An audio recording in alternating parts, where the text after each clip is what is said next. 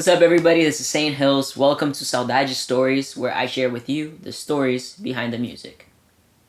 Yes. So, the idea behind the sunset and the sunrise symbolism in the album, I've always been into sunsets. Back when I lived in Brazil, I was already super into watching the sunset. It's just a really psychedelic experience. And I mean, who doesn't love to watch the sunset? It's beautiful, you know, and it's a moment of awe in life. So I love that. But in San Francisco, I lived near Ocean Beach. For 1 year where a lot of the work on the album was made, I could see the sunset every day. Coming home from school on the bus, I would see the sunset. I'd be making music, I would see the sunset.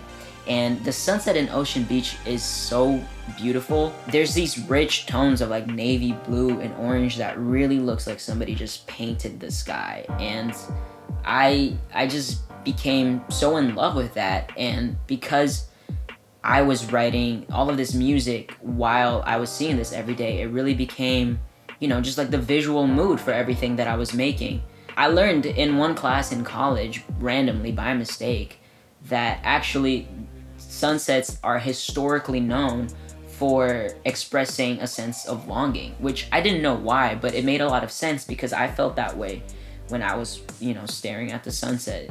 So that's where all of that came from. But most importantly, I was going through a lot of transitions in my life when I wrote this album. I had just gone through a breakup in a toxic relationship.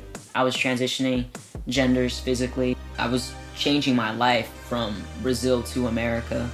There's so many different things going on, and I felt very solo in that journey. Like I was going through a lot of it alone. And that's when I started to meditate consistently, almost every day.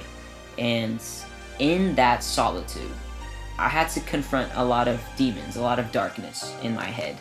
You know, people in our society nowadays cling onto whatever's gonna make them feel better. Entertainment, or drinks, or drugs, validation. And in meditation, I learned to heal myself through being with the things we try to avoid all the time. You know, confronting those things. And that's a really dark place, but once you go to that dark place and you stay there long enough, and I mean, you know, I'm not suggesting everyone does this, I definitely had spiritual guidance from mentors. In that, I was able to simply let my darkness become light. I became so familiar with it that it just dissolves. I went through that spiritual journey also as I was making this album.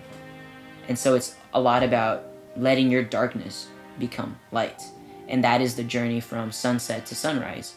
The sun sets, you're in darkness, you have to endure those hours until the sunrise.